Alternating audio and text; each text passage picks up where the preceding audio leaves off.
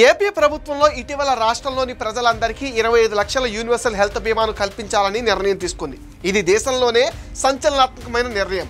చంద్రబాబు ఇచ్చిన ఈ స్ట్రోక్ కి జగన్ కి మైండ్ బ్లాక్ అయిపోయింది. చంద్రబాబు నిర్ణయం పైన సర్వత్రా ప్రశంసలు కురుస్తుంటే వైసీపీ మాత్రం ఫేక్ ప్రచారంతో పబ్బం గడుపుకుంటుంది.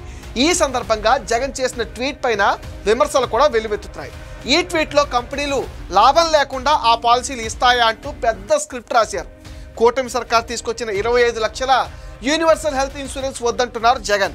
ఆరోగ్యశ్రీనే బెటర్ అని చెప్పుకుంటున్నారు. ఇందుకు సాక్ష్యంగా గతంలో వైసీపీ ప్రభుత్వం హయాంలో బెటర్గా అమలు చేశామని సాక్షి పత్రికలోని కటింగ్స్ చూపిస్తున్నారు. ఇక మెడికల్ కాలేజీల విధానం పైన జగన్ విమర్శలు గుప్పించేశారు.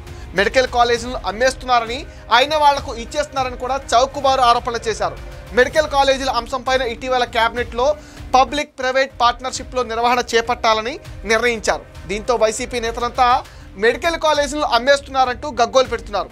ఇక జగన్ కూడా ఇదే విషయాన్ని తన ట్వీట్లో ప్రస్తావించారు. ఇక వైసీపీ నేతల విమర్శలకు మంత్రి సత్యకుమార్ గట్టి కౌంటర్ ఇచ్చారు. పీపీపీ అంటే ఏమిటో తెలుసుకుని మాట్లాడాలన్నారు. యాజమాన్యం ప్రభుత్వాందేనని, నిర్వహణలో మాత్రం ప్రైవేట్ సహకారం ఉంటుందని క్లారిటీ ఇచ్చారు. మెడికల్ కాలేజీల పేరుతో పెద్ద ఎత్తున అప్పులు చేస్తున్న జగన్ సర్కార్ కనీసం బిల్డింగ్లు కూడా పూర్తి చేయలేదన్నారు. అసలు మెడికల్ కాలేజీల గురించి మాట్లాడే అర్హత వైసీపీ నేతలకు లేదని కూటమి ప్రభుత్వం స్ట్రాంగ్గా కౌంటర్ ఇస్తుంది. వైసీపీ నేతలు అసెంబ్లీకి వచ్చేందుకు భయపడుతున్నారు. బెంగళూరు ప్యాలెస్లో కూర్చుని ప్రభుత్వం పైన విమర్శలు చేయటం సరైంది కాదంటున్నారు టీడీపీ నేతలు.